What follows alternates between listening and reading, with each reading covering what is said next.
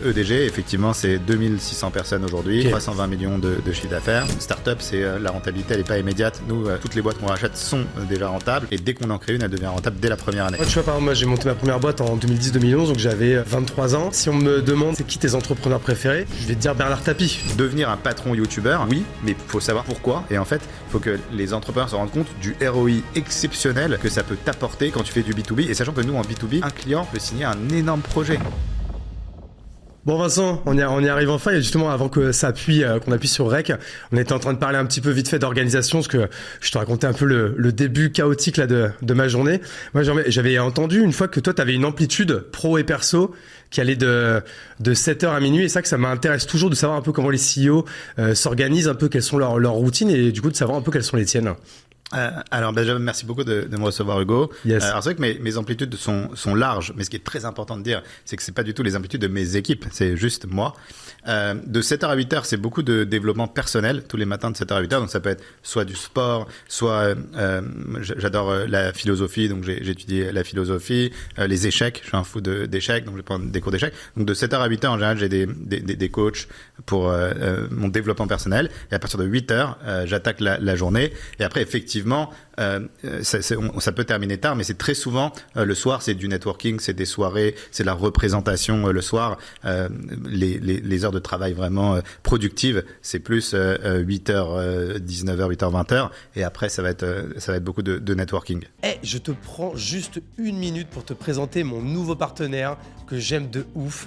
C'est TheAssistant.com. Je te la fais courte. Il y a 6 mois, je commençais à être débordé. Je passais mes journées à jongler avec des factures, mes DM LinkedIn, réservations de train et j'en passe. Bref, tout sauf avancer sur mes vrais projets. Et là, j'ai découvert TheAssistant.com et je te promets, ma vie a véritablement changé. Dis-moi si tu te reconnais là-dedans. Tu veux tout faire toi-même parce que tu as peur de déléguer, tu as l'impression de perdre ton temps dans des tâches sans valeur et tu te demandes toujours, mais comment je vais faire pour tout gérer? Alors reste avec moi, j'ai la solution pour toi et elle s'appelle TheAssistant.com. C'est comme ton super bras droit, il gère tout pour toi, toutes les tâches qui te bouffent du temps. Tes factures, tes relances clients, ta pré-compta ou encore ton community management, la planification de tes posts, les réponses à tes DM, la recherche de prospects, le setting et même les urgences spontanées comme prendre un billet d'avion, un billet de train, réserver un resto, rechercher un prestataire ou répondre à ce mail stratégique. Tu gagnes des heures et surtout tu gagnes en sérénité. Et crois-moi, après avoir testé, tu ne reviendras jamais en arrière. En plus, tu as 30% de réduction sur ton premier mois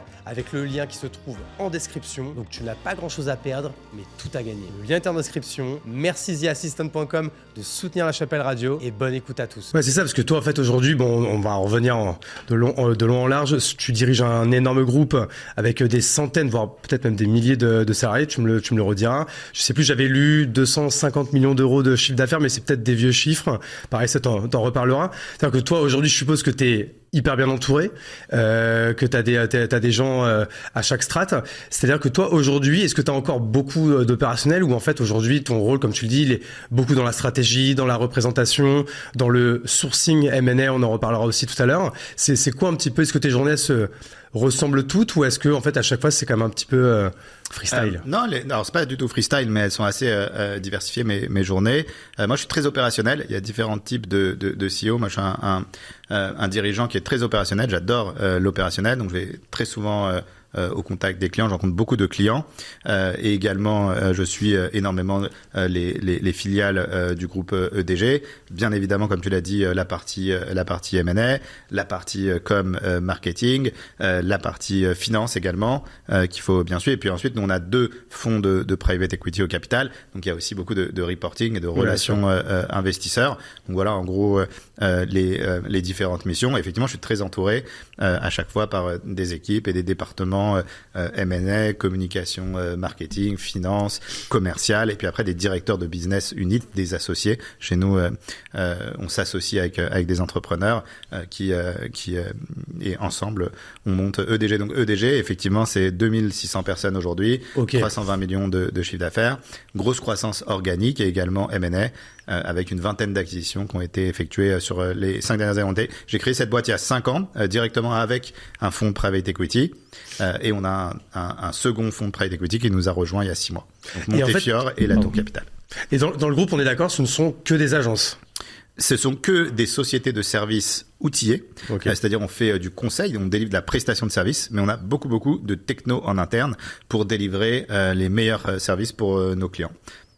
Ok, et comment, en fait, donc c'est-à-dire que toi, quand tu as monté EDG, European Digital Group, on va le redire, est-ce que tu avais tout de suite dans cette vision, tout de suite dans cette ambition de monter un énorme groupe, et c'est pour ça que tu t'es tout de suite associé avec un fonds?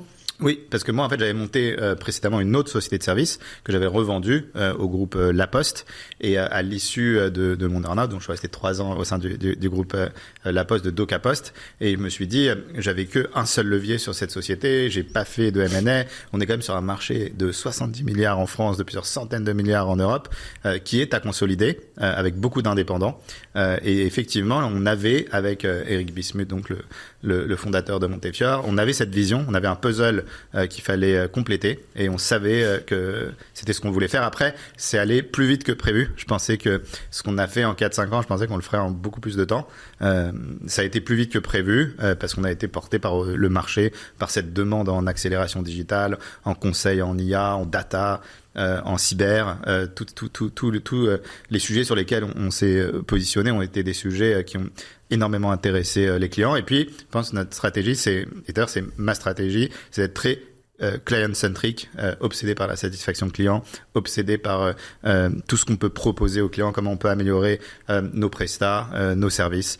Et je pense que c'est ça qui a joué dans cette hypercroissance. Ouais, parce qu'en fait, vous êtes sur un marché, comme tu disais, qui est énorme et où il y a également des géants. Alors, moi, oui. Je crois qu'il y en a 5 ou 6 très gros. Moi, je pense évidemment tout de suite à Publicis, à Havas. Je sais pas qui sont les 3-4 autres. T'as des gros côté digital comme marketing, mais t'as aussi des gros côté IT avec des Accenture, énormément de très grosses ESN.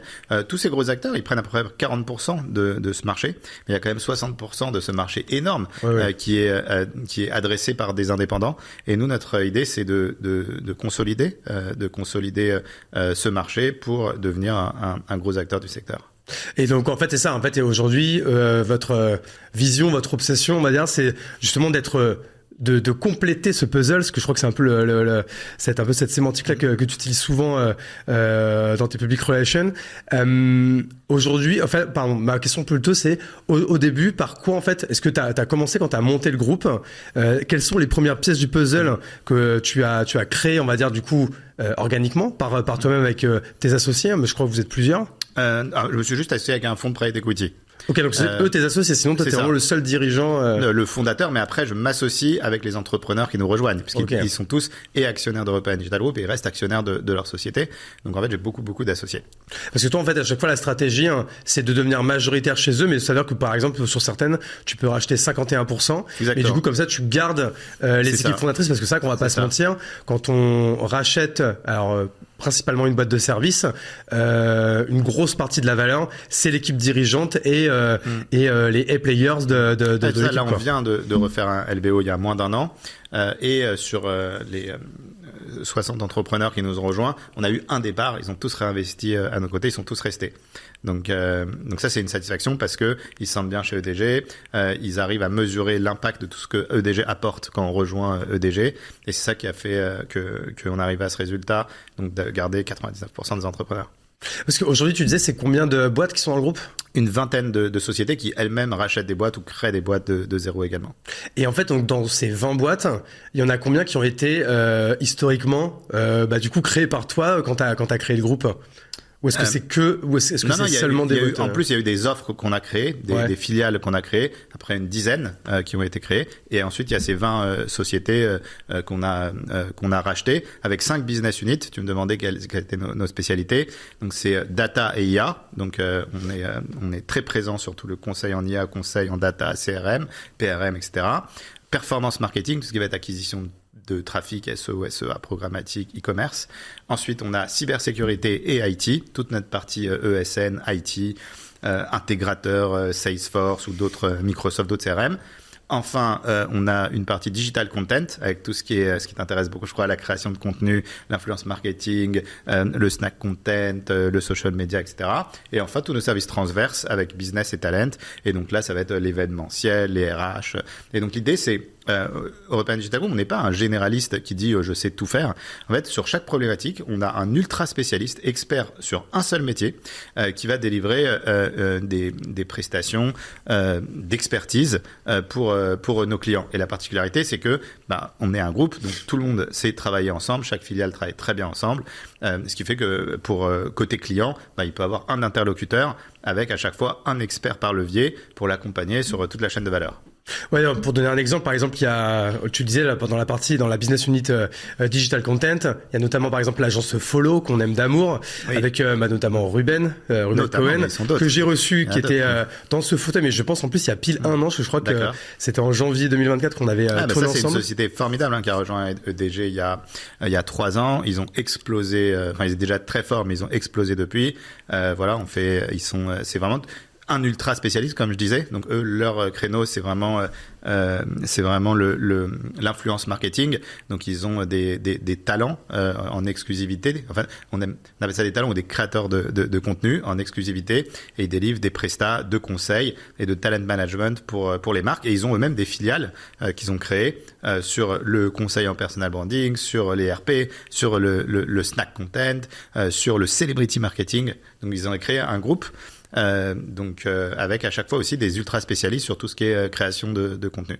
C'est ça, en fait, du coup, tu as vraiment une stratégie de groupe, mais est-ce qu'on pourrait presque dire que vous avez aussi un peu une stratégie, vous avez presque en fait des startup studios en fait un peu en interne, ou vous aimez pas en fait utiliser ce mot-là? Non, j'aime pas, parce que startup c'est une boîte qui cherche son business model.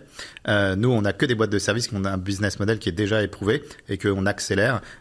Startup, c'est la rentabilité, elle est pas immédiate. Nous, alors toutes les boîtes qu'on rachète sont déjà rentables, et dès qu'on en crée une, elle devient rentable dès la première année. Ok.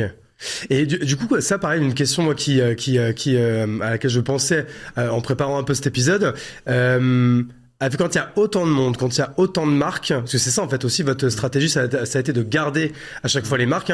C'est-à-dire que le nom du groupe, il est presque corpo. Ça dépend en fait quand c'est un appel d'offres qui implique plusieurs filiales, c'est European Digital Group, donc EDG, qui va prendre le lead. Mais quand le client a besoin juste d'une seule expertise, effectivement, il s'adresse à la filiale. Après, on est en train de rationaliser les marques, parce qu'effectivement, il y en a beaucoup.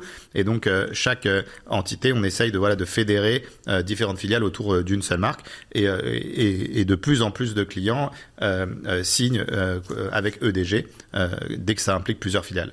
C'est-à-dire en fait, par exemple, c'est EDG qui répond à l'AO, donc à l'appel d'offres, et qui après du coup va sous-traiter chaque partie à ses filiales en fait. Alors c'est pas sous-traiter parce qu'on est dans le même groupe, mais qui va chaque filiale va répondre à un lot. Donc si par exemple il y a un appel d'offres avec 8 lots, EDG va répondre, chaque filiale va prendre un lot, donc il y aura un expert par lot, et ensuite on va tout coordonner pour que côté client il n'ait qu'un seul interlocuteur plutôt que d'avoir plein de sociétés concurrentes au sein de son appel d'offres. Et comment tu fais quand on grossit aussi rapidement en peu de temps, quand on fait autant de M&A, comment on fait pour essayer de conserver, même de construire une certaine culture de groupe? Et est-ce qu'elle peut exister vraiment, cette culture de groupe, où en fait quand même chaque business unit, chaque marque garde un peu sa propre culture et la cultive? C'est une très bonne question qui est avec Amélie et Vanessa, donc à la direction marketing et à la com interne.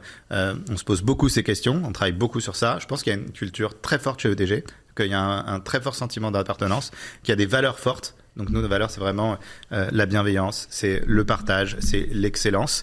La particularité d'EDG, c'est que aujourd'hui, il y a un énorme partage de la valeur. Sur 2600 personnes, il y en a 280 qui sont actionnaires. Donc il y a aussi cette énergie entrepreneuriale. On est vraiment un groupe d'entrepreneurs avec des dirigeants fondateurs qui sont restés à la tête de leur société. Et tout ça, ça donne une énergie très positive. Et je pense que les clients ressentent cette énergie, cette envie de réussir qu'on a tous. Et puis ce partage, on met tout en place pour favoriser les synergies entre nos différentes filiales. Avec beaucoup d'événementiels, on se voit tous très souvent. Ce que j'allais te demander, est-ce que vous faites des upsides, est-ce que vous avez des bureaux communs, franchement, il y a des EDG, il y a des soirées tous les jours, tous les soirs, il y a une soirée au moins d'une filiale ou parfois à plusieurs filiales, beaucoup de clubs, beaucoup d'events, de partage, beaucoup de conférences. Nous, on anime toute cette communauté, et je pense que l'énergie au sein d'EDG, elle est exceptionnelle. Je trouve qu'il y a une très très bonne entente entre tous les dirigeants, entre tout le monde, et les synergies cartonnent, puisque aujourd'hui, sur je crois qu'on va avoir plus de 2000 clients et on a plus de la moitié des clients qui travaillent avec au moins 5 filiales de EDG, ce qui prouve que les synergies fonctionnent vraiment très bien. Donc soit c'est directement un appel d'offres qui implique plusieurs boîtes, soit ils commencent avec une filiale et ensuite les autres filiales se greffent.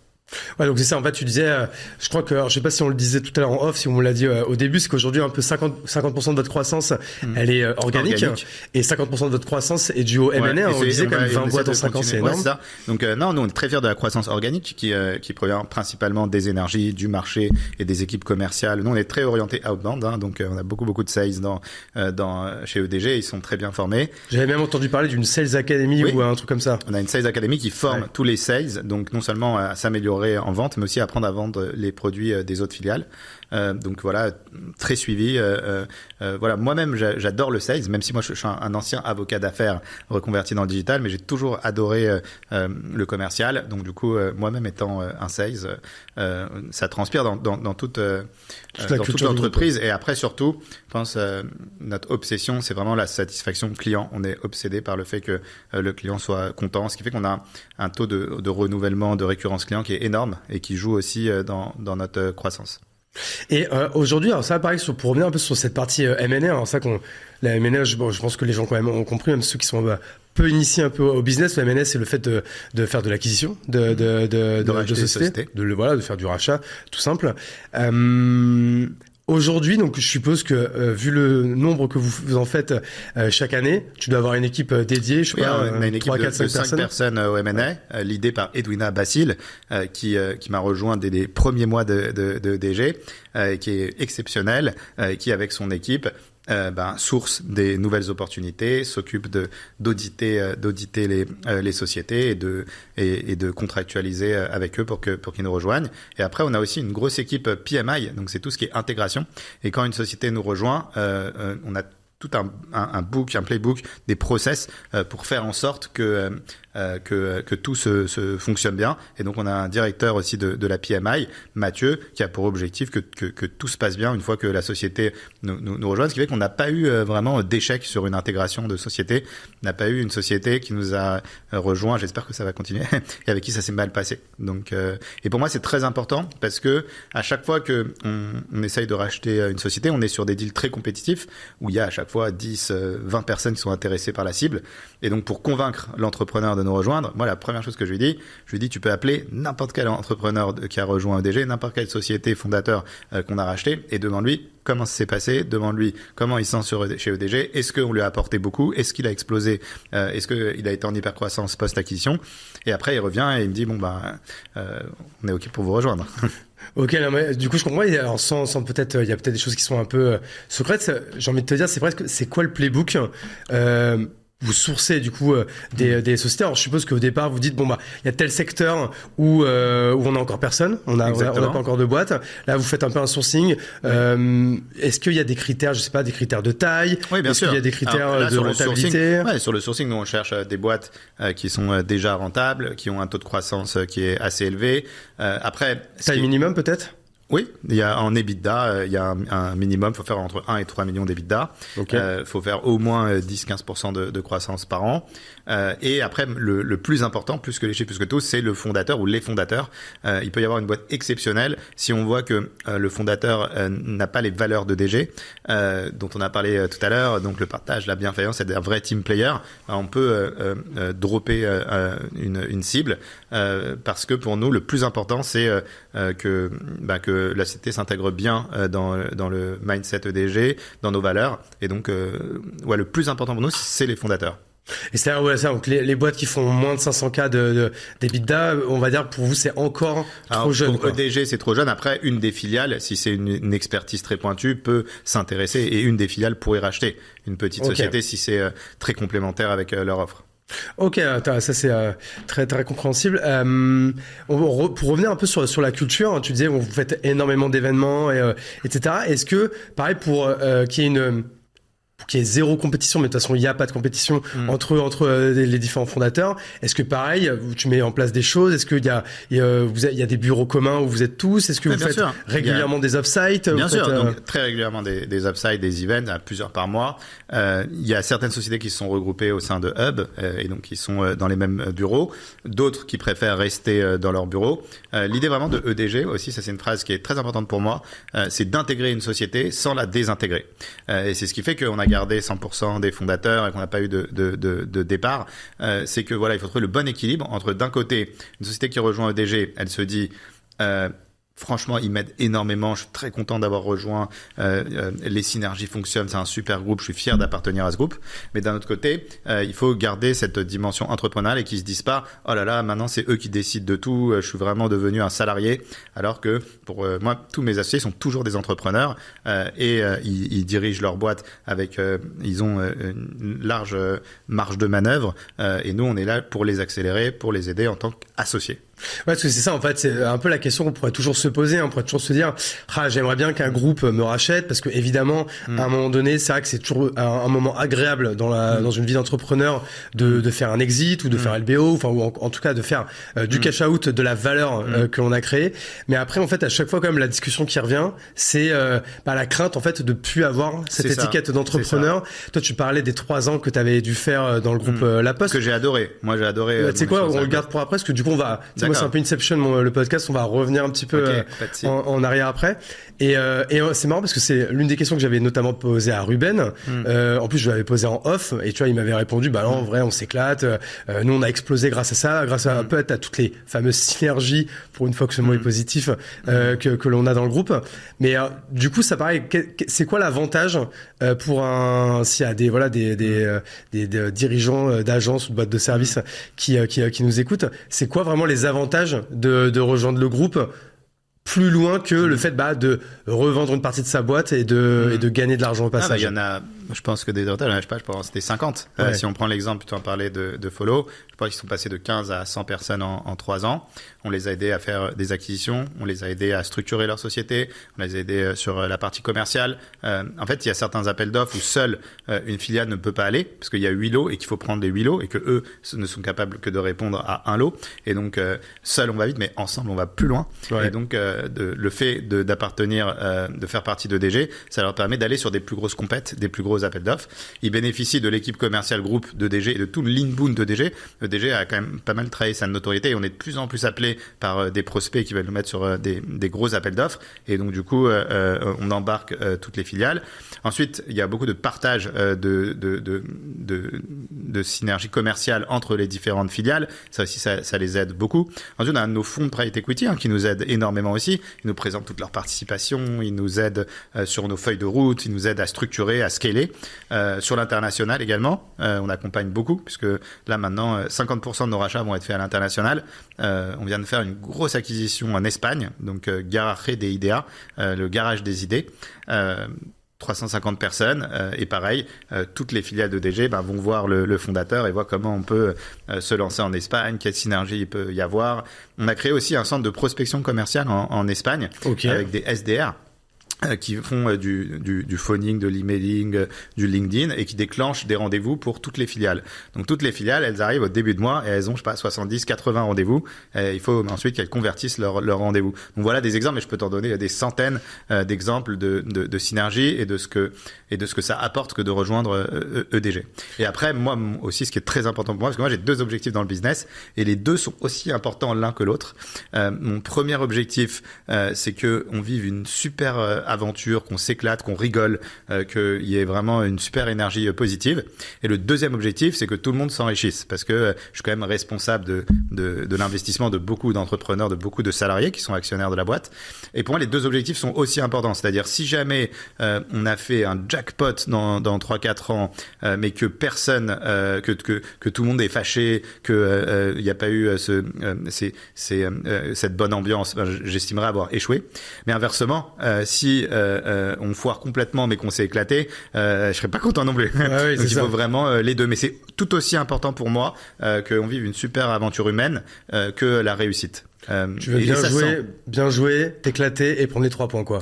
Tout voilà, d'un coup, quoi. c'est ça. Mais je pense que ça se ressent aussi. Vraiment, il y a vraiment une très très bonne entente entre tout le monde au sein d'European Digital Group. Et là, pour rester un peu aussi sur le M&A, là, nous, quand on tourne, on est fin janvier. Je pense que l'épisode sortira à la mi-mars. Peut-être, est-ce qu'il y a, je sais pas, 1 ou 2 acquisitions peut-être qui sont en cours et qui sont peut-être bientôt officialisées que tu peux, dont tu peux nous parler? Sans citer les noms, il y a un gros intégrateur Salesforce qui nous rejoint. Okay. Je suis très content parce que c'était une expertise qui nous manquait et donc avec des super entrepreneurs qui sont brillants. Et enfin, il y a notre filiale Data Venture qui va s'associer avec une société en programmatique qui est très sympa. Je crois que tu la connais. Et voilà, et les synergies commencent déjà. Chez nous, les synergies elles commencent dès la signature de la lettre d'intention, de la LOI. On commence les synergies pour pas perdre de temps et pour accélérer la boîte le plus vite possible. Et donc là, il y a déjà des millions qui ont été signés entre ces 2 boîtes en synergie avant même qu'ils intègrent EDG. Et ça arrive très fréquemment. Ok, tu sais, ça fait déjà presque une demi-heure qu'on parle parce qu'en fait on est parti un peu tambour battant sur tous les sujets. En fait, j'ai oublié de te poser quand même la question quand même importante. C'est déjà toi, Vincent, est-ce que tu peux peut-être te représenter, peut-être en prenant un peu plus le temps et même en fait j'aimerais comprendre, parce que tout à l'heure tu disais que tu avais été avocat, et de comprendre comment un avocat est devenu start-upper, exiteur et après créateur d'un groupe qui est quand même si particulier comme EDG. Donc justement, on va revenir peut-être un peu en arrière. Ok, on reprend depuis le début. Vas-y. Alors bonjour Hugo, merci beaucoup de me recevoir. Ça fait plaisir, Vincent. Merci beaucoup, je suis vraiment ravi, ça fait longtemps que je voulais échanger avec toi. Moi, Vincent Guillemette, je suis un ancien avocat d'affaires reconverti dans le digital. Donc j'ai fait en termes d'études, j'ai fait du droit, donc 5 ans de droit et après 2 ans d'école d'avocat. J'ai fait une école de commerce, donc Audencia à Nantes, l'école de commerce de Nantes, Subdeco Nantes. Qu'on aime beaucoup. J'ai étudié aux États-Unis, donc à Columbus, dans l'Ohio. Très grosse fac, non? 65 000 étudiants, c'est le deuxième plus gros campus des États-Unis après le Texas. C'était une ville dans la ville, donc c'était une superbe expérience. Et après, j'ai fait aussi une école d'immobilier. J'étais passionné par l'immobilier, et donc je suis devenu avocat en droit immobilier, en financement immobilier, dans un très grand cabinet américain basé à Paris. Et j'ai détesté, donc j'ai été pendant moins de 2 ans. J'ai détesté, c'était beaucoup de pression et j'étais très jeune. C'était pas créatif, je voyais pas d'intérêt en fait dans ce métier et je sentais que je voulais devenir entrepreneur. Donc j'ai décidé de tout quitter. Donc je quitte tout et là c'est une histoire que je raconte souvent. Et là t'as tout ton entourage, tout ton réseau qui te dit... oui, t'as dû les faire flipper quand même, là. Qui te dit... moi, je suis issu d'une famille de petits bourgeois, mais pas non plus de quoi être rentier, de quoi te lancer pendant 10 ans sans travailler. Donc, du coup, tout le monde me dit, mais t'es fou, t'as quand même un bon bagage, t'as fait énormément d'études. J'avais vraiment la diplômite aiguë. Comme j'étais stressé d'arriver sur le marché du travail, j'ai fait beaucoup de diplômes. Et donc, tout le monde me dit, t'as fait tout ça, et là, tu vas tout quitter pour monter une start-up. Et là, on est dans les années quoi, là? On est en 2009. Okay. Voilà, moi j'ai 44 ans, donc là j'avais 30 pas ans encore, j'avais dans les 30 ans. 2004, vous avez 20 ans. Je suis né en 1980, donc voilà, j'avais 29 ans, 30 ans, donc je quitte tout pour monter une start-up. Et donc je la lance avec mon frère David. Et donc c'est une startup qui s'appelle Talent Zapping et qui était vraiment un TikTok avant l'heure, une Star Academy en ligne dans lequel j'avais une plateforme, un réseau social dans lequel les humoristes principalement, mais également d'autres talents, pouvaient poster leurs vidéos que j'hébergeais. Et ils pouvaient se défier en battle les uns contre les autres. Et les internautes misaient des points virtuels qui étaient ensuite convertibles en cadeaux. Et il y avait plein de fonctionnalités, comme tu pouvais jeter une tomate si t'aimais pas, tu pouvais envoyer des applaudissements, on était en 2009 et en 2009, t'avais pas beaucoup de start-upers, tu vois, c'était... Ce que j'allais dire pour que les gens y comprennent, hein, c'est que en 2009, c'est pas ultra sexy. C'est ça. Je veux dire, moi, tu vois, par exemple, moi, j'ai monté ma première boîte en 2011, même en 2011, enfin 2010-2011, donc j'avais 23 ans. Si on me demande c'est qui tes entrepreneurs préférés, je vais te dire Bernard Tapie. Tu vois, je connais que lui, quoi. Tu vois. Et puis Facebook venait de se lancer, TikTok n'existait pas. T'avais aucun vraiment réseau social. Donc c'était vraiment c'était très tôt pour lancer ça. J'ai lancé ce projet ça a duré 3 ans. Et après, je me suis planté. On s'est planté, ça n'a pas fonctionné. C'est-à-dire, on avait beaucoup d'audience, on avait beaucoup de membres, mais à l'époque, on n'arrivait pas à monétiser. Il n'y avait pas des levées de fonds comme aujourd'hui. Il n'y avait pas de gros VC qui mettaient des grosses sommes comme c'est le cas Même avec aujourd'hui. la pub, le retargeting, tout ça, c'était trop Non, peu. ça suffisait pas. Et donc, je décide d'abandonner. Et là, je suis très, très triste, très, très mal. Psychologiquement, c'est dur parce que t'as tellement semé, t'as tellement mis d'énergie, ça marche pas. Voilà, et ce que j'ai pour habitude de dire, ça je le dis tout le temps, c'est que sans cet échec, il n'y aurait jamais eu les réussites d'après. Que pour moi, l'échec, c'est l'impôt à payer pour réussir. Que je suis très fier d'avoir échoué et j'hésite pas à le dire. Il y a des gens, ils veulent pas trop dire qu'ils ont galéré avant d'y arriver, tout ça et tout. Moi, vraiment, aucun souci de le dire. Je pense que je fais partie des mecs qui ont le plus galéré, qui ont le plus semé avant de récolter. Et après, ça rend la récolte encore plus sympa. Après, quand tu réussis, tu savoures encore plus, tu te rends compte vraiment de ta chance. Et de toute façon, je suis convaincu que 99% des entrepreneurs successful, donc qui font des grosses exits, qui réussissent, ont échoué avant. Pour moi, le cas du mec qui lance première boîte et il devient milliardaire, Mark Zuckerberg, et d'ailleurs, je crois que c'est même pas sa première boîte, mais ça, c'est un mec sur 1000. La plupart des entrepreneurs successful. Côté chance quand même et momentum que des fois tu peux pas contrôler quoi. Ouais, mais la plupart des entrepreneurs, il faut apprendre aussi avant. Donc là, j'ai beaucoup appris avec cette expérience. J'ai commencé à bien maîtriser le digital. Ce qui fait que quand j'ai monté Ametix, la boîte de service d'après, j'étais paré pour y arriver. En plus, j'avais la rage parce que j'étais dégoûté d'avoir échoué. Et là, on est passé de 0 à 600 personnes en 4 ans. Explosion, rachat par la poste, success story. C'était quoi cette boîte C'était une société de conseil en digital, mais là, j'étais que sur un levier. Donc, les développeurs, les product owners, et je faisais du consulting. J'embauchais tu plaçais des consultants. Exactement. Et donc, ça a cartonné. Et on a revendu cette boîte à DocaPost, la filiale du groupe La Poste. Et là, j'ai adoré l'expérience à La Poste. Là, j'ai énormément appris aussi. DocaPost, ça m'a beaucoup servi après pour EDG parce que j'ai vu comment fonctionnait une ESN de 10 000 personnes, tous les process, toute l'orga. Donc, c'était vraiment un MBA en grand groupe que j'ai fait. Ce qui fait que j'avais vu la start-up, j'avais vu les cabinets d'avocats. Ensuite, je vois le grand groupe. Et il y a beaucoup de start-upers qui n'ont jamais travaillé dans des grands groupes. Donc du coup, moi le premier. Ouais, mais quand leur boîte grossit, ils n'ont pas les réflexes des grands groupes dans l'orga, dans les process, dans la gouvernance. Donc ça m'a beaucoup appris. Et ensuite, EDG. Et du coup, juste pour revenir à cette expérience, c'est vous montez de 0 à plus de 500 personnes. Ça vous prend combien de temps et comment se passe du coup ce rachat et du coup cette période du coup d'earn-out qui a duré 3 ans, juste pour rentrer un petit peu dans le détail là-dedans. Non, la croissance c'était beaucoup de travail, d'orga, de process qu'on a mis en place pour y arriver. La vente, donc c'était éprouvant. Tu sais jamais est-ce que c'est la bonne décision, pas la bonne décision. Et après, contrairement à peut-être d'autres expériences dans d'autres grands groupes, d'autres entrepreneurs, nous, c'était vraiment 20 sur 20. Donc le président de DocaPost, Olivier Vallée, c'est devenu un ami. Il était exceptionnel, il s'est bien occupé de nous. La société a continué de grossir une fois qu'il nous avait racheté. Ce qui n'est pas toujours le cas, parce que souvent comme les rachats dans des grands groupes, j'ai pas la stat, mais à mon avis, on est en dessous des 50% de réussite. Nous, ça s'est bien passé. Et après, une fois qu'on est parti, ils ont fusionné cette boîte avec une autre entité du groupe. Donc après, elle a été diluée dans le groupe. Et donc voilà, ça continue. Ça continue. En tout cas, nous, j'ai adoré tout ce que j'ai pu apprendre au sein de ce groupe. C'est un groupe formidable, le groupe La Poste, qui se transforme. Et donc moi, ça a été une super intégration. Et donc, du coup, là, tu prends très vite la décision de monter EDG. C'est quoi? C'est une idée que tu as pendant cette période à La Poste ou quand même tu as eu une petite transition, un petit truc? Non, c'est lors d'un déjeuner avec Eric Bismuth, le fondateur de Montefiore, qui lui-même voulait racheter ma boîte d'avant Ametix. Finalement, qui dirige Montefiore, qui est un fonds, c'est ça? Montefiore, c'est un des plus gros fonds de private equity français. Il gère un peu plus de 5 milliards. Et donc, du coup, il voulait racheter Ametix. Finalement, on avait, avec mes associés, vendu à La Poste. Et donc après, je redéjeune avec lui. On avait gardé contact. Et je lui dis, j'aurais pu faire mieux sur Ametix. On avait fait le plus dur. On avait le vaisseau amiral. On aurait pu aller sur d'autres leviers, sur un marché énorme, se lancer à l'international, faire des rachats. Parce qu'on avait fait que en organique.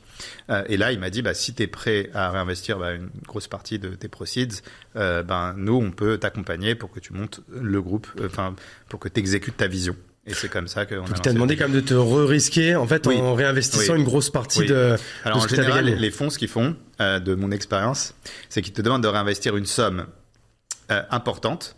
Mais si tu la perds, t'es pas mort. Mais par contre, ça t'embête vraiment, quoi. Il trouve le bon montant qui pour fait que tu sois skin in the game, quoi. C'est ça, le bon montant pour que si tu la perds, t'es vraiment dégoûté, mais si tu la perds, t'es pas non plus ruiné complètement. Donc ils te mettent, ils essayent de bien calibrer ça. Et pareil dans les LBO, à chaque fois quand tu réinvestis, ils te mettent une somme qui te sécurise, comme ça t'es plus détendu pour prendre des risques, tout ça. Mais comme tu réinvestis beaucoup, t'es encore très motivé pour cartonner. Ça marche. Et du coup, donc c'est ce déjeuner. Vous avez du coup ce projet qui paraît hyper ambitieux, mais hyper excitant. C'est quoi la première brique par quoi on commence?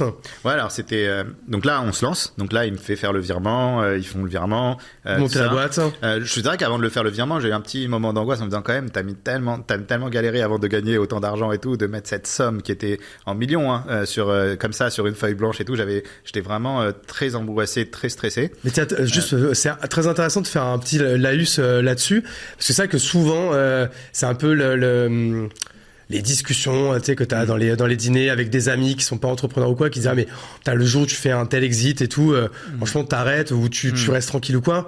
En fait, toi t'étais dans quelle optique en fait pour que les gens comprennent, c'est qu'en fait c'est presque impossible en fait de ne rien faire, non, moi, et de ne pas vouloir jamais. Du coup se donner les moyens de faire quelque chose d'encore plus ambitieux. Non, moi j'arrêterai jamais parce que je suis vraiment passionné par ce que je fais. Moi l'argent c'est pas mon moteur premier, c'est vraiment je suis un compétiteur, j'ai envie de monter à des grandes choses,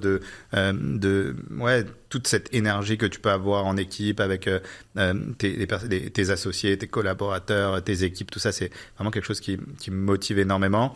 C'est le projet, moi, qui m'intéressait vraiment. Après, j'avais quand même peur de perdre une telle somme. Donc, j'avais un petit peu le trac. Premier jour, je me retrouve, donc au début, le fonds m'a accueilli dans les bureaux du fonds.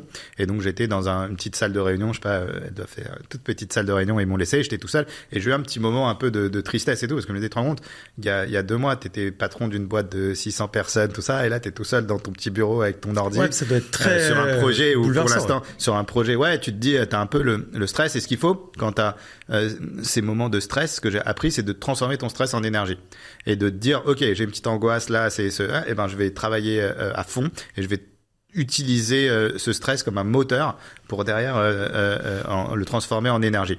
Et toutes les personnes qui ont le trac, qui sont stressées, tout ça, je pense que quand tu arrives à transformer ton stress en énergie, c'est là que tu peux faire après des super succès. Et après, on a commencé à racheter Adds Up Consulting, on a acheté les Big Boss, petit à petit, plusieurs OS, plusieurs boîtes. Les Big Boss, c'est récent, non? Non, c'était une des premières, la première. Donc, ok, alors je confonds avec comment il s'appelle le mec qui a créé les Big Boss déjà? Oui, il s'appelait Hervé, et donc Hervé Blush. Ouais, exactement. Ah mais ok, mais là c'est quoi? C'est que peut-être il a revendu la totalité des Big Boss récemment, non? Non. Il n'y a pas eu une actu là récemment où il quittait les Big Boss? Oui, alors ça c'est le fondateur. Sur tous les fondateurs, il y en a un qui a quitté. Il y a Grégory Amar qui a rejoint et qui a pris la direction, qui est un entrepreneur exceptionnel. Et là, on est vraiment très bien parti cette année sur cette filiale où on est en train vraiment de premiumiser. On organise beaucoup d'événements à Deauville, les Digital Leader Summit, des nouveaux formats qu'on a lancés et qui ont un grand succès. J'adore cette société parce qu'elle permet à plein de boîtes de cartonner, à plein de décideurs d'échanger. On rencontre beaucoup de gens. Et donc, moi, je vais à 100% des événements. J'adore. Moi, les Big Boss, je l'ai fait une fois ou deux. Si vous voulez me rencontrer, vous allez à un événement DLS Big Boss et j'y serai quoi qu'il arrive. Bah écoute, franchement, j'y repenserai pour le prochain. Moi, je crois que j'en avais fait un. C'est possible un événement les Big Boss dans un club med? Ouais, on prend souvent les clubs med de Team, Alpe d'Huez. Ah mais c'est ça, j'étais au ski. Ouais, c'est ça. Exactement. Bah t'as dû me voir, j'y étais. Et on y était avec Olivier justement. Ouais. Oui, je l'avais vu. Je me rappelle, on était les derniers debout. C'était une belle fête. C'est génial. C'est beaucoup de business et du networking. On allie les deux. Et les ROI pour les prestataires sont exceptionnels. En moyenne, un prestataire qui vient au Big Boss, c'est l'équivalent de 6, 8, 10 mois de prospection parce que tu lui présentes énormément d'annonceurs sur un temps très réduit. J'en avais parlé avec quelqu'un qui a également été à ta place, qui était l'épisode 2, tu vois. Toi, tu es l'épisode 115, 120, un truc comme ça, que tu dois sûrement connaître. C'est Jérémy Bendayan. Ouais, je suis très proche de Jérémy, j'adore cet entrepreneur. C'était lancé grâce au Big Boss à l'époque. Ouais, il y a beaucoup de sociétés qui ont explosé grâce à cette société. Et Jérémy, c'est un super entrepreneur que j'apprécie énormément et je lui souhaite plein de bonnes choses. Ouais, très altruiste. Vous avez jamais essayé de vous rapprocher avec eux? Je l'adore. Ouais, ok, on en parlera pas. Non, j'apprécie beaucoup. Ils sont très forts. Peut-être trop forts pour nous. Ouais. Mais voilà. Non, écoute, ouais, super, top entrepreneur, très altruiste, toujours hyper sympa. Donc, Jérém, on l'embrasse. Du coup, pour revenir un peu dans le fil chronologique, donc au début, t'es tout seul, t'es dans cette petite salle. Bon, je suppose que quand même, de toute façon, vous mettez de l'argent sur la table, donc tout de suite, quand même, tu recrutes peut-être un premier draft d'équipe. Rapidement, je t'ai dit, au bout de quelques mois, c'était, je sais pas, 4 mois, il y a Edwina qui me rejoint. Ouais. Donc là, pour la partie M&A. Et là, on se met à racheter des sociétés, à sourcer, à rencontrer plein d'entrepreneurs, à les convaincre de nous rejoindre avec juste de la promesse. C'est-à-dire aujourd'hui, un entrepreneur, quand il veut me rejoindre, c'est facile. Je lui dis, va voir tous les autres entrepreneurs, regarde le track record, regarde nos stats. C'est facile de le convaincre. Au début, c'était que des promesses. Franchement, je pense que celui qui vraiment m'a fait confiance et à qui on doit beaucoup, c'est Antoine Gurvitch, le fondateur d'AdsUp. Je me rappelle, on l'avait rencontré au Royal Monceau et on avait pitché sur EDG comme ça, mais on était, il y avait personne. Et c'est quand même une très belle boîte du secteur. Et en fait, ouais, il a suivi son instinct. Il s'est dit, bon, je sens qu'ils peuvent faire un bon truc, qu'on peut faire un bon truc ensemble. Et il nous a dit, OK, alors que c'était un deal ultra compétitif. Tout le monde voulait s'associer avec lui. Et je pense que ça a été le décollage. C'est-à-dire que quand même, en fait, là, c'est marrant, là, depuis tout à l'heure, quand tu en parles, en fait, on a l'impression que dans ces types de négo, c'est pas vous, limite, qui avez la main, c'est vous qui devez convaincre les entrepreneurs, alors que quand même, c'est vous qui signez le chèque à la fin. Mais t'es sur un marché qui est très compétitif, des belles boîtes. Nous, on s'intéresse que aux plus belles boîtes. Et forcément, les plus belles boîtes, tout le monde les veut. Et donc, du coup, nous, c'est rare qu'on arrive sur un process où personne ne veut de la boîte, où personne ne l'a vu, tout ça. T'as des boîtes... de la même manière que quand nous on a fait nos LBO, il y a eu 8 offres, donc parce que tout le monde était intéressé par un actif rentable en forte croissance, avec autant de potentiel de développement. Ouais, parce qu'aujourd'hui c'est public ça la valo du coup de. Bah moi j'ai pas le droit de la communiquer, mais si tu cherches bien tu peux la trouver. Ok, bon je chercherai. Ok, donc vous achetez du coup les premières boîtes dès la première année. Je suppose que le playbook entre il y a 5 ans et maintenant il a changé. Je suppose que il y a peut-être, même si tout a l'air d'avoir bien marché, quand même peut-être des erreurs qui ont été faites que vous ne faites plus aujourd'hui, ou alors des choses que si vous les refaisiez aujourd'hui, vous les refaisiez mieux.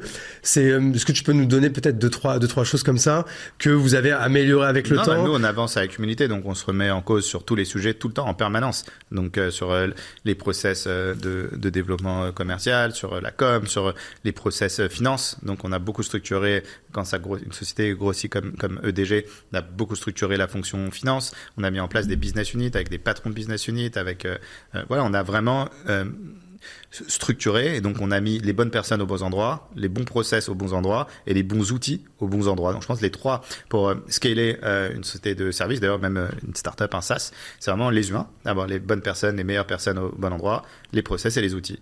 Et sur ces 3 sujets, on a essayé d'être bon. Et aujourd'hui, en termes justement, ça, on anticipe un peu la question que j'allais poser juste après.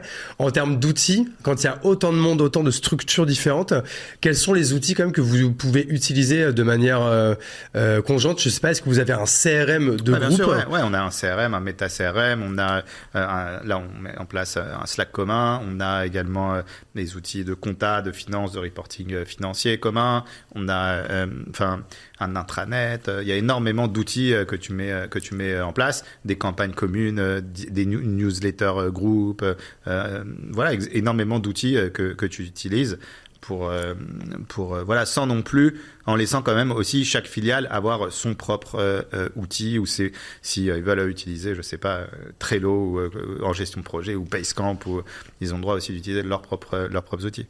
Et dans l'équipe EDG, il y a combien de... Par exemple, est-ce qu'il y a une équipe EDG? Alors, je suppose que oui. Mais combien de salariés, du coup, en fait, qui sont un peu le groupe, au siège, au siège, t'as une équipe commerciale de 15 personnes, t'as une équipe marketing, t'as une équipe M&A, une équipe finance, une équipe, il y a l'office management, la direction générale, donc c'est ça à peu près les différents départements pour structurer tout le groupe et toute la feuille de route du groupe. Il y a aussi, je te disais tout à l'heure, tout ce qui est PMI, c'est ce qu'on appelle Post Merger Integration, tout ce qui est transformation. Et combien de sales t'as dit? Alors, il y a 250 sales dans tout le groupe, mais il y a 15 account managers qui sont au siège et qui, eux, doivent détecter des projets qui impliquent plusieurs filiales. Et c'est là qu'en fait, c'est là que par exemple, moi, je suis Ruben de Follow. En fait, régulièrement, du coup, j'ai quand même des leads qui viennent directement du siège, qui me sont envoyés par... Soit ils viennent des SDR, soit ils viennent du siège. Ok, intéressant. Toi, c'est quoi l'ambition là pour les prochaines années? Est-ce que c'est de continuer à faire ça, mais en mieux? Il y a l'international, t'en as parlé tout à l'heure, mais est-ce que du coup ça c'est l'aventure de ta vie maintenant, et ouais, ou est-ce que tu penses qu'il y en on a a une feuille de route très claire.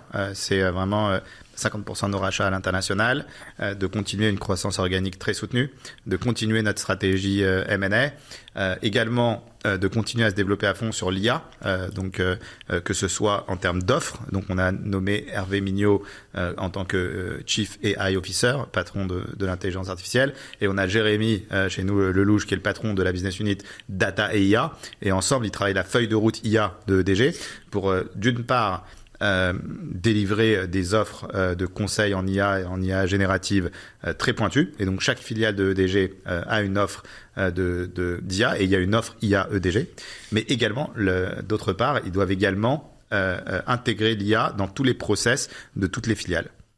Donc dans toutes les filiales, il y a de l'IA, et donc cette équipe fait en sorte qu'on soit best in class, puisqu'on conseille nos clients dans leur transformation IA. Il faut que nous aussi, on est en interne. Que vous soyez votre meilleur client quoi aussi. Exactement. Quoi. Et donc je pense que sur ça, on est vraiment très très avancé. Je suis très fier du travail et de cette feuille de route IA.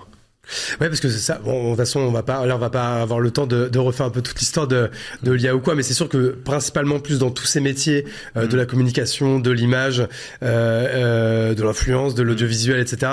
L'IA, je pense qu'on s'attend pas en fait au raz-de-marée que ça va être. C'est-à-dire qu'en fait, potentiellement, dans 5-6 ans, la moitié de votre chiffre d'affaires, il est fait avec ça en fait, quoi. Je pense que le marché du conseil en IA, c'est un marché qui est colossal. Tout le monde veut y aller, tout le monde ne sait pas comment y aller, donc ils ont besoin d'accompagnement. Et donc nous, on se positionnait très tôt pour avoir le plus de compétences possible sur ces sujets. Et donc il va y avoir, c'est un marché qui va être l'équivalent de la transfo digitale d'il y a 10 ans. Donc c'est exceptionnel et on est prêt.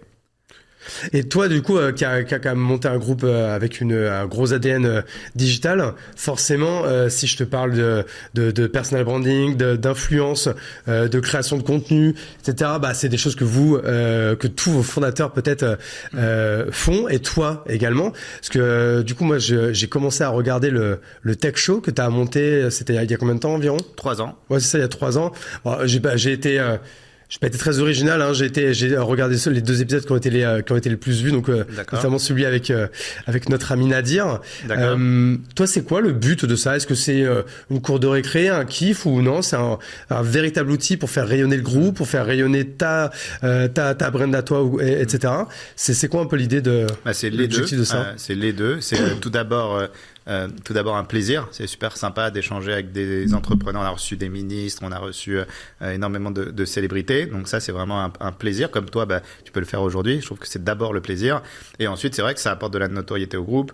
Ça permet de mettre en avant tous les entrepreneurs. Là, on va lancer un nouveau format qui va être beaucoup plus naturel, beaucoup plus... c'est vrai que j'ai voulu, avec mon énorme plateau, tout ça, transposer ce qui se fait à la télé sur YouTube. Et là, je vais revenir sur des codes un peu plus YouTube. Donc dans les prochains épisodes qui ils sortiront donc là, si on est en mars, dans 1 ou 2 mois. Donc voilà, des nouveaux formats plus... Parce que là, que les gens aillent voir, c'est un peu le plateau du Saturday Night Show, quoi. Exactement. Je voulais vraiment faire tech show à l'américaine, vraiment un late show. Ça marche quand même, on fait pas mal d'audience, donc les gens aiment beaucoup, mais l'idée, c'est encore de toujours l'améliorer. Après, vraiment, moi, j'adore la création de contenu, j'adore maîtriser toutes les techniques de gros hacking, de code pour être plus performant. Et puis, c'est vraiment un plaisir de faire cette émission. T'avais fait un format avec Yomi Denzel, qui était une sorte un peu de qui veut être mon associé ou quoi. Ça faisait longtemps que tout le monde un peu en parlait.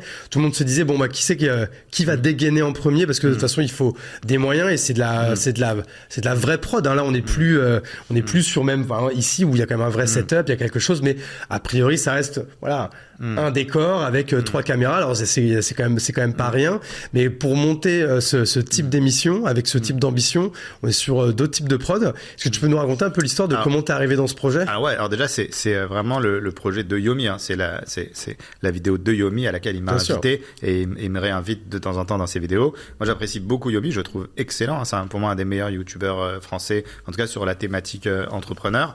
M'entend très bien avec lui. Il m'avait interviewé, et puis on a créé des liens d'amitié, et donc il m'a invité à plusieurs de ses émissions. Et c'est vrai que ça a fait des cartons d'audience, c'est-à-dire la puissance de frappe d'une vidéo comme ça, elle fait, ouais, je sais pas, 600, 700 000 vues, et tout de suite, des gens te reconnaissent partout, tout le temps dans la rue, tout ça. Donc c'est vrai que alors, le tech show, ça a créé une petite notoriété, mais c'est vrai que après, quand tu passes avec Yomi, tout de suite, ça décuple.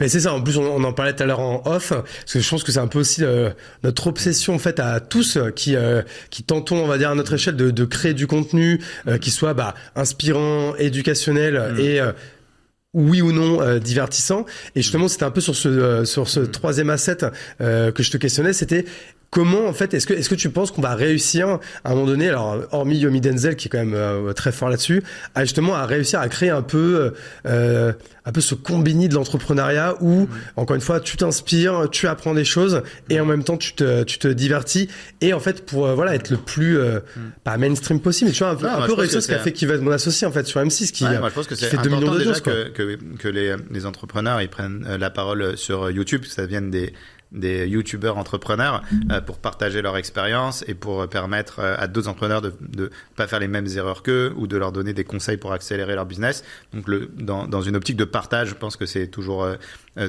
bien. Et après c'est vrai que pour un entrepreneur dans le service, quand tu travailles ton personal branding et que tu as de la notoriété, moi aujourd'hui, grâce au tech show, grâce aux différents médias que je fais, vraiment, alors, je suis pas quelqu'un de prétentieux, hein, mais je sais pas, il y a peut-être une trentaine de sollicitations par semaine de prospects, de clients qui viennent me voir sur LinkedIn en me disant on veut travailler avec vous, ou par mail, qui viennent me voir, et ça génère énormément de leads.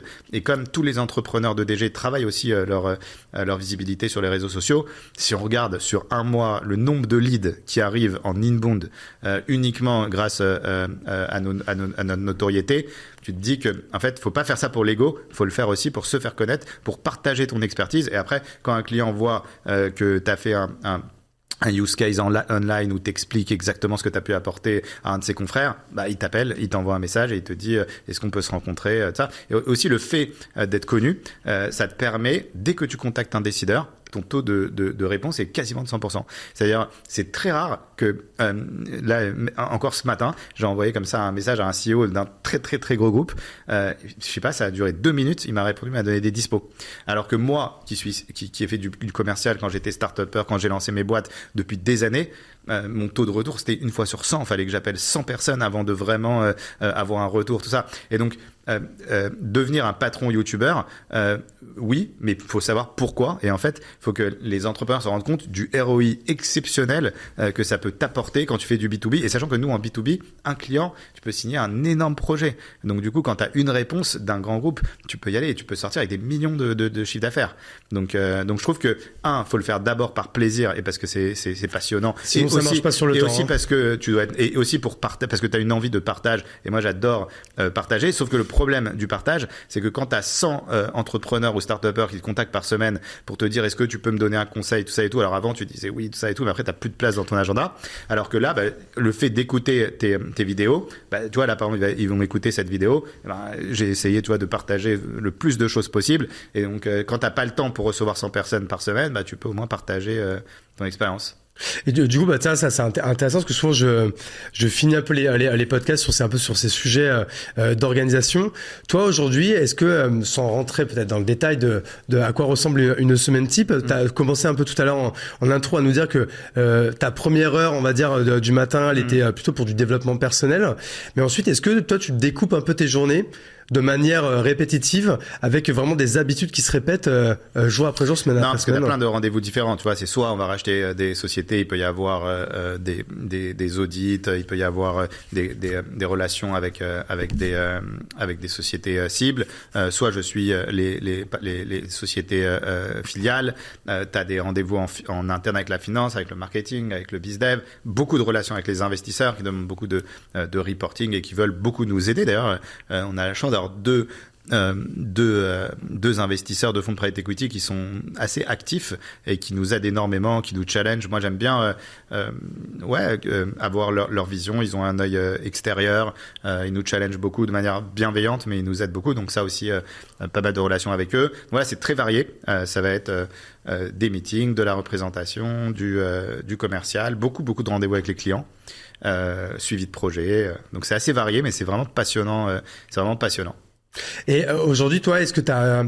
C'est ça on parle souvent, tu sais, un peu de ce fameux équilibre pro-perso. Alors moi, c'est souvent un peu une phrase qui, pas qui m'énerve, mais bon, qui m'agace un peu légèrement, parce qu'en fait, en gros, c'est comme si en fait on ne pouvait pas se sentir bien dans le déséquilibre, en fait. Tu vois, ça, quand les gens parlent de ça.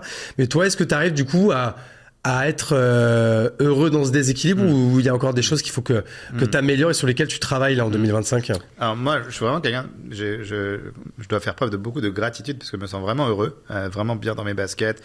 J'ai une super famille, donc 3 enfants qui ont 10 ans, 8 ans et 4 ans, une femme exceptionnelle.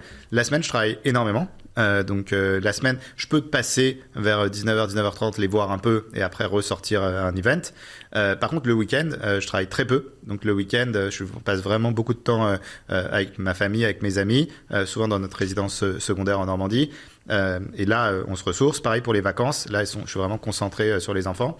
Je pense pas qu'ils me reprochent ou qu'il y ait un sentiment de manque et tout. Ils voient que je suis un bosseur. Ça montre aussi l'exemple à ces enfants de montrer qu'on est un bosseur. Donc voilà, la semaine, c'est consacré au business et le week-end à la famille et aux amis. Ok, écoute, on est assez alignés là-dessus. Vincent, comme on arrive sur la fin, parce que c'est vrai que on l'a pas dit en intro, mais en fait, on a démarré en retard par ma faute parce que mon train a eu 1h30 de retard. Et là, je vais devoir te libérer parce que tu as un autre rendez-vous ce midi. Est-ce qu'il y a des sujets que tu aurais aimé qu'on aborde et qu'on n'a pas abordé? Bah franchement, il y a tellement de sujets qui me passionnent. Moi, il faudrait qu'on se revoie de toute façon. Moi, les sujets qui sont importants pour moi, c'est l'égalité des chances et le fait d'être entrepreneur, de pouvoir recruter énormément, te permet de donner leur chance à des gens qui ne l'auraient pas dans d'autres entreprises. Ça, c'est important. La parité homme-femme aussi, c'est un gros sujet qui m'intéresse. Aujourd'hui, chez EDG, on travaille beaucoup sur ça. On a 4 filiales qui ont 85% de femmes en tant que salariés et on a, je crois, 40% du top 100 des salaires qui sont des femmes chez EDG. Donc ça, c'est des grandes fiertés pour nous. La stratégie RSE, c'est aussi un sujet qui me passionne, sur lequel on travaille beaucoup chez EDG. Le partage de la valeur aussi, le fait d'être dans une société où il y a beaucoup d'actionnaires, c'est quelque chose dont je suis très fier, mais en même temps c'est une grosse responsabilité parce que tu dis qu'il y a beaucoup de gens qui comptent sur toi, donc il faut vraiment, on n'a pas le droit à l'erreur.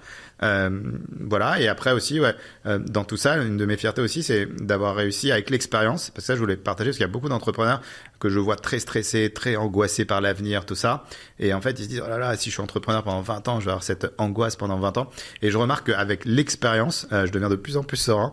À chaque fois qu'il m'arrive un truc, comme ça m'est arrivé déjà 25 fois cette galère, du coup tu stresses moins à la 25e fois, t'es moins angoissé, et je trouve qu'avec l'expérience tu deviens de plus en plus serein et tu maîtrises beaucoup mieux la pression, alors que souvent beaucoup de personnes me disent mais c'est fou la pression que tu dois avoir avec tout ça, et en fait je trouve qu'avec l'expérience tu la maîtrises mieux. On est bien d'accord avec ça, mais en tout cas, merci beaucoup Vincent d'être venu à moi dans la Chapelle Radio. Je pense que ça va faire un super épisode. Et puis de toute façon, il y a plein d'autres projets qui arrivent et j'espère qu'on pourra se reparler, se recroiser dans d'autres contenus. J'allais dire, je vais faire les mentions légales de fin de podcast, mais je ne sais pas qui sera le partenaire. Donc, de toute façon, quel qu'il soit, on l'embrasse. Je remercie aussi Podspace qui nous invite ici. Je vais également, du coup, inviter tous les auditeurs à mettre 5 étoiles s'ils nous écoutent sur Spotify, Apple Podcasts, Deezer, etc. Si vous êtes sur YouTube, vous mettez juste la cloche, vous vous abonnez, un petit like, un commentaire pour rebondir, ça fait également plaisir. Un commentaire sympa. Ouais. Un commentaire sympa. Bah après, là j'ai un nouvel outil qui s'appelle blabla.ai. Ouais. Et c'est marrant parce que ça a été fait par la sœur de Jérém, du coup de Jérémy Bendaillon dont on parlait tout à l'heure, et qui en fait c'est un outil qui est relié du coup à YouTube, TikTok et autres, et en fait qui repère les commentaires haineux. D'accord. Et qui en fait qui les bloque automatiquement sans que tu aies besoin de venir vérifier. En tout cas, moi, et qui a aussi un système de réponse à tous les commentaires de cette vidéo. Eh ben, écoute, avec grand plaisir. Merci beaucoup Vincent. Génial. À très vite. Merci à tous et à très bientôt dans la Chapelle Radio.